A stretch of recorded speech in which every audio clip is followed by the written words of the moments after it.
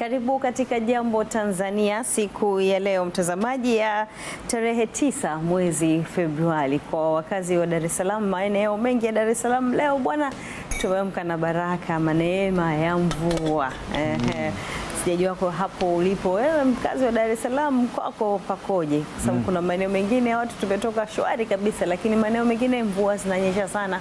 Lakini pia ni kuchukua tahadhari asubuhi ya leo, kama unanitazama mkazi wa Dar es Salaam, kuweza kujua namna gani utafika maeneo lako la kazi, na kuangalia pia miundombinu yetu, zile njia za vichocho ambazo tulizoea kupita kwa maeneo ambayo mvua inanyesha, basi tuwe nazo makini, tusizipite, tupite njia ambazo ni rasmi. Kwa maeneo mengine ambako hakuna mvua, basi tunaamini umeamka salama, na kama sivyo tutakutakia afya njema na ukawe na siku njema kabisa inayozaa matunda. Mimi naitwa Janet Leonard. Leo tunao wadau ambao watatueleza kule ambako bado kuna hiyo changamoto kwamba watoto wa kike wasumbufu. Ni kweli unabebwa? Choka kwa beba ni kweli. Wapo kuna asasi mbalimbali zinahusika katika kuhakikisha watoto wa kike wanafanya vizuri kwenye masomo ya sayansi, na kuna siku ya wanawake na wasichana katika sayansi, yani inafahamika kimataifa, huwa ni kila tarehe 11 ya mwezi Februari, na ilianzishwa na Umoja wa Mataifa mwaka 2015. Sasa wageni wetu ni Dr. Anna Mahulu ambaye ni mwanasayansi na mwanzilishi wa taasisi ya Sanali, lakini tuna Dr. Gabriel Lashau ambaye ni mwalimu na mtafiti wa taasisi ya Sanali. Karibuni sana katika studio zetu. Tupate kwanza maoni ya Dr. Anna. Umesikia ule ujumbe aliosoma, una ukweli ndani yake kwa kiasi gani? Nimesikia ujumbe, anasema kwamba wanawake wanabebwa kwanza katika sayansi, na kwamba hawafanyi vizuri katika sayansi, na hivyo ni bora wakabaki nyumbani wazae. Mitazamo anasema darasa moja inakuaje wa kiume? Kwanza imenisikitisha kwamba aliyetoa hivi ni wa kiume bila shaka. Lakini pia nisimlaumu kwa sababu naye pia huenda kwamba uelewa wake ni mdogo katika hilo swala. Kwanza wanawake hawabebwi, isipokuwa hali ya halisi ya nchi. Kwa mfano tukichukulia nchi yetu ya Tanzania, jamii imeshajichukulia kwamba mwanamke ni mtu ambaye hawezi. Kwa hiyo ile mentality ambayo jamii tayari imeshajijengea ndiyo hiyo ambayo wasichana au wanawake inawakumba. Sasa mwanamke huyu kwanza amenyimwa nafasi. Hata kama pale nyumbani ukifuatilia katika familia mbalimbali, familia ambayo ina mtoto wa kike na mtoto wa kiume, mtoto wa kiume anapewa nafasi zaidi ya kusoma, wakati mtoto huyu wa kike yeye hapewi nafasi ya kusoma. Mmeenda shule moja, lakini mkirudi nyumbani mtoto wa kike anaambiwa kapike, mtoto wa kiume anaambiwa kaa pale nenda kafanya homework. Sasa huyu mtoto kwanza katika ile hali tayari ameshatengwa huyu mtoto wa kike, lakini pia ameshajichukulia kwamba inawezekana mimi hiki ninachokifanya si cha kwangu. Sasa kwa mantiki hile basi anakuta kwamba anadidimia. Unaona? Sasa katika kudidimia kule, anapokwenda katika masomo, yule wa kiume lazima atafanya vizuri na huyu wa kike atafanya vibaya. Lakini nikienda katika mtazamo wake anaosema kwamba watoto wa kike wanafanya vibaya, watoto wa kike wakipata nafasi kweli wakaenda kusoma wanafanya wonders. Kama akicheki kweli jinsi ambavyo sasa hivi takwimu inavyoenda, atagundua kwamba watoto wa kike ambao wameenda shule na wamesoma sayansi wamefanya vizuri. Sasa tena huenda ikawa wamefanya vizuri kuliko hata watoto wa kiume. Kwa hiyo mimi sikubaliani na hicho, isipokuwa kwamba ni ule uelewa mdogo alionao, ndio maana anasema hivyo. Sasa kwa mwenyekiti, kwa mkutano huo kama tujahama, Dr. Anna, mnafanya nini? Sasa mzungumza kwamba elimu yetu mara nyingi haimpi mtu fursa Janet ya kujua kwamba anaenda kuwa nani. Pengine taasisi yenu sasa inafanya nini? Maana kuna wakati mwingine nasema kwamba tusimtazame yule, tuanze na sisi. Pengine taasisi yenu sasa inafanya nini ili kuweza kutengeneza mazingira ya kumtengeneza huyo msichana, mtoto wa kike huyo, kuweza kujua kwamba ndoto yake sasa anataka kuwa daktari, anataka kuwa rubani, anataka kuwa nani? Mapema kwenye taasisi yenu mnafanyaje kulingana na swali lilozungumza daktari pale? Asante. Sasa katika taasisi ya Sanali Save Nature for Life ikishirikiana na Chuo Kikuu cha Beni, idara ya ekolojia na evolution Switzerland, sasa zinashirikiana kuhakikisha kwamba huyu msichana anasaidika. Na moja kati ya vitu ambavyo tunavifanya ni hili tukio ambalo tumeliandaa sasa kwa siku ya wanawake na wasichana kwenye sayansi. Sasa tunafanya nini basi kwenye siku kama hiyo? Sisi tumeadhimia kuwa na wasichana kutoka shule mbalimbali, wale ambao hawajafikia level ya kuchagua kwamba ninataka kwenda kwenye sayansi au ninataka kwenda kwenye arts. Sasa tutakuwa na wale wasichana, tutakuwa nao pamoja na wanasayansi ambao wamefanikiwa, wanawake. Tutakaa nao, tutazungumza nao na kujua wana changamoto gani na kujua kwamba nini wanatakiwa kufanyiwa. Sasa hatuishi pale, hicho ni ambacho ni cha tofauti sana na vingine ambavyo vimekuwa vikifanyika.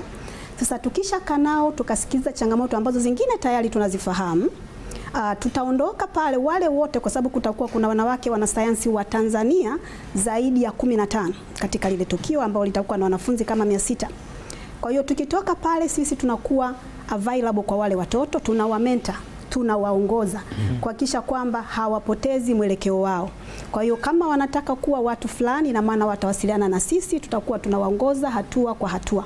Kwa hiyo na hii ni mwanzo tu, tumeanza sasa, ni kitu ambacho kitakuwa cha kuendelea katika kuhakikisha kwamba wasichana hawa wanapata mwelekeo, wanajua nini cha kufanya, wanajua wapi kwa kwenda. Dokta, ni kwa Dar es Salaam tu au hawa 600 ni kutoka maeneo ya pembezoni mwa taifa hili? Asante. Hao 600 wote kwa sasa tumechukua Dar es Salaam. Tumelenga Temeke, wilaya ya Temeke, na pia tumechukua Dar es Salaam City, ni katika wilaya hizi mbili za Dar es Salaam. Na kwa nini tumechukua katika hizo sehemu? Ukiangalia Temeke katika idadi ya wanafunzi ni wilaya ambayo ina wanafunzi wengi sana. Sasa ukigusa kwenye hiyo wilaya ni kwamba umegusa sehemu kubwa ya jamii. Na hali kadhalika katika jiji kuna watoto ambao wametoka kwenye jamii mbalimbali, wanakutana na vitu mbalimbali kule mjini. Kwa hiyo nao tukiwagusa unajikuta kwamba umegusa jamii pia. Sasa kwa kuanzia tumeanzia Dar es Salaam. Lakini kwa kuwa hii ni program endelevu, tutaenda mpaka nje ya Dar es Salaam, kwenda mikoani huko Lindi, Mtwara na sehemu zingine. Dkt. Mahalu, mimi nimekutaja vizuri? Mahulu. Nimeshtuka. Nawaza kwa sababu hapo mnaongea na watoto wenyewe, lakini kuna mzazi au mlezi ambaye yeye kashapanga kabisa mwanae anataka asomee nini. Kwa hiyo unaweza kukuta huyu mtoto anatamani asome sayansi. Akienda nyumbani baba anataka kupiga hesabu, huyu sayansi aje asome daktari miaka fulani, hiyo hela kumlipia ada mimi sina. Sasa mmeiangalia vipi mchango wa wazazi na walezi kwa watoto katika kufikia maamuzi ya kufanya hayo masomo ya sayansi? Ni swali zuri sana, na ndio maana leo tuko hapa pia. Nafikiri sasa elimu inahitajika, na kama alivyosema Dr. Lashau kwamba jamii tayari na ile mentality kwamba msichana hawezi, na ndio maana mzazi huyu anampangia mtoto wake. Katika nchi za wenzetu mtoto anakuwa akiangaliwa, na hata anapoenda shuleni, shule ile inamwandaa mtoto katika direction fulani. Sasa mzazi wewe humlazimishi, lakini unaangalia uwezo wa mtoto. Sasa mimi labda nichukue nafasi hii kuwashauri wazazi, kwa sababu hii ni nafasi nzuri sana kwangu kuwashauri kwamba ni vizuri kwanza wazazi wakawa karibu na watoto na kujua uwezo wa mtoto. Utajuaje? Kuwa karibu na walimu wake. Fuatilia maendeleo yake. Utajua tu kwamba huyu mtoto amebezi sana kwenye sayansi au huyu mtoto amebezi upande mwingine. Na ukiona mtoto wako yuko vizuri kwenye sayansi, wewe mtie moyo. Usimshawishi aende nafasi nyingine. Unaweza ukamconvince aende nafasi nyingine alafu akaharibikiwa kabisa, wakati huyu alikuwa ni mtu wa kwenda kwenye direction hii ya sayansi. Sasa tufanye kuwashawishi, tufanye kuwasaidia watoto wetu wafikie yale malengo ambayo wamejiwekea wao. Kwa sababu mtu akifanya kitu ambacho anakiweza na anakipenda, anakifanya vizuri sana. Anafanya vizuri sana. Lakini kuna taarifa kwamba Wizara ya Elimu, Sayansi na Teknolojia una mswada ule kwa ajili ya marekebisho ya mitaala mipya. Pengine huenda hili wadau mlishirikishwa na huenda tukalipata hili. Ukizingatia kabisa matokeo hata yaliyopita ya form 4, bado ufaulu wa sayansi unaonekana uko chini. Pengine mwenyekiti nataka kusema kitu? Endelea. Pengine wakati tunazungumza hili la wasichana katika sayansi, jamii mara nyingi imekuwa ikizungumza msichana, inaonekana kwamba inamzungumza mtu kutoka kwenye familia nyingine, kutoka kwenye sehemu pengine sio ya Tanzania. Daktari ni mwanamke, hebu tueleze pengine manufaa ambao umekuwa mchango ambao umekuwa kwa taifa na kwa familia, kinyume pengine na jamii au familia ambao pengine wakati mwingine haziwapi kipaumbele wasichana, kwa wale ambao umeyashuhudia na kwa vile ambavyo kwa sasa manufaa ambao umeyapata na namna unavyohamasisha fursa kwa wasichana wengine waweze kufanya vizuri ukichukulia ni mwanamke? Ni vizuri. Kwanza naomba jamii ielewe kwamba science na usawa katika jinsia ni muhimu sana katika kuyafikia malengo ya maendeleo yaliyokubaliana kimataifa. Na science, teknolojia, uhandisi na hisabati ni nyanja muhimu sana katika kuboresha uchumi.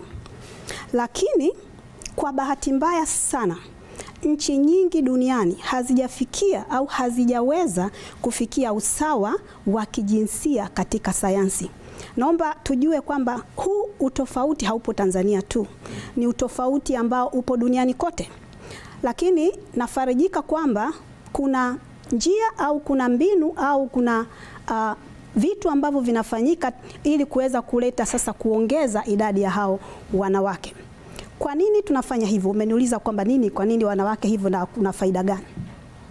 Amegusa kidogo hapo Dr. Lashau kwamba wanawake, kwanza tujue kwamba duniani wako wengi sana kuliko wanaume. Data zinasema kwamba duniani tupo nusu kwa nusu, lakini kwa nchi yetu ya Tanzania tukiangalia sensa ya mwaka jana tu tumeona kwamba wanawake ni 51% wakati wanaume 49%. No. Sasa hii inaonyesha nini? Inaonyesha kwamba hawa watu ni wa muhimu sana, kwamba potential yao katika kuleta maendeleo kwenye sayansi ambayo ndio inachukuliwa ni chachu muhimu katika kuleta maendeleo ni kubwa sana. Na tukiangalia, labda nitoe data chache sana za UNESCO, taasisi hii ya Umoja wa Mataifa ya elimu, sayansi na utamaduni. Data zinaonyesha kwamba katika wanasayansi watafiti duniani ni 33% tu ndio wanawake, na kati ya wanafunzi wanaojiingiza katika fani za sayansi ni 35% tu ndio wasichana au wanawake, na kwa Tanzania ni 24% tu.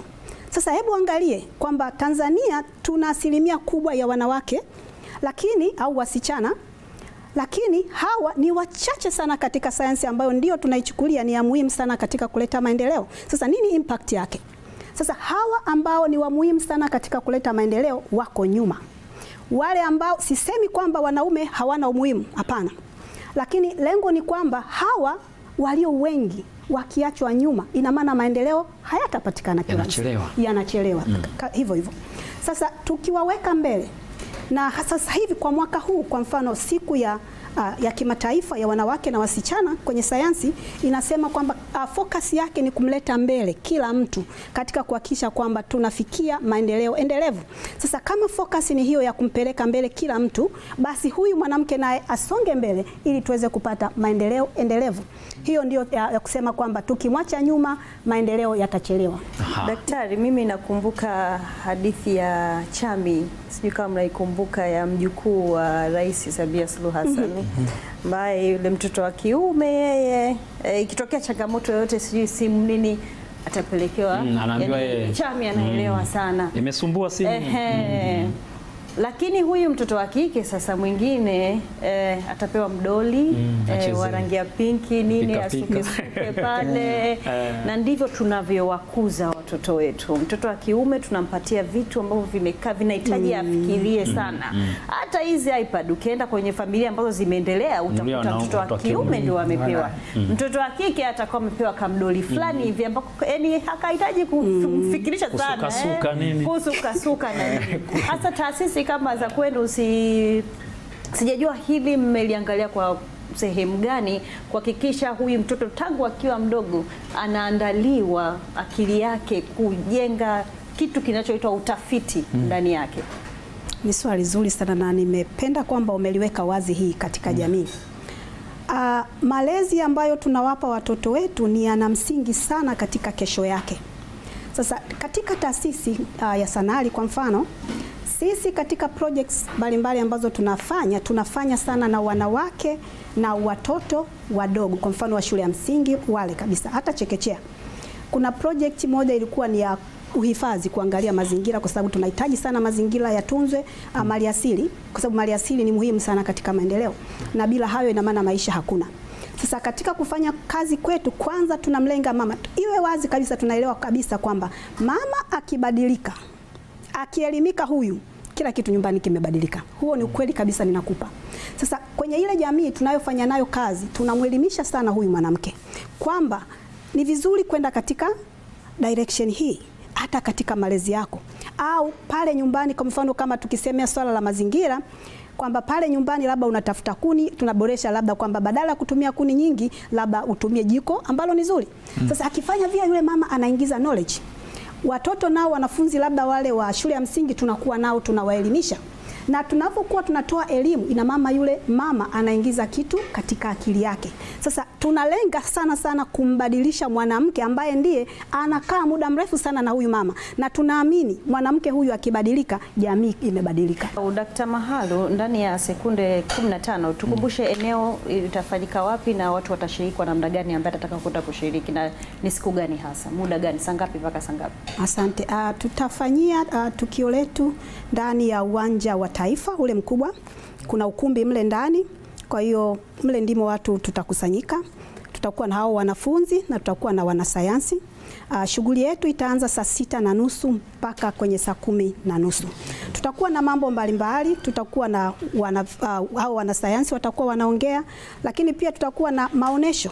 Watoto hawa wameandaa vitu mbalimbali, creativity, wamebuni vitu mbalimbali, watakuja kutuonyesha na tutapitia, tutajudge. Wale watatu bora ambao wametengeneza ubunifu mzuri tutawapa zawadi. Na mbali na hapo tutawasikiliza pia, na wao watatoa vile ambavyo wanavyo katika mioyo yao au katika akili yao. Kwa hiyo kutakuwa kuna mambo mengi sana. Ngapi tukumbuke? Itakuwa ni tarehe 14 mwezi wa pili, siku ya Jumanne ijayo. Asante sana. Tarehe 14. Tarehe 14. Sema tu itakuwa ni siku ya Valentine. Tutakumbuka. Yaani tunawashukuru sana Dkt. Anna Mahulu pamoja na Dkt. Gabriel Rashau kwa kuweza kutupatia mwanga pia namna gani tuweze kumlea basi mtoto wa kike aweze kufanya vizuri katika masomo ya sayansi. Tunawatakia basi mafanikio na tukio hilo basi likafane kweli na likawe linatija kwenye maisha ya watoto wa kike Tanzania. Nawashukuru sana. Asante kwa kushiriki. Tumeuza maswali mpaka hata kikombe kuchukua na kombeni, basi naporejea pale uende na kikombe chako cha chai, tutafurahi. Asante sana. Asante sana.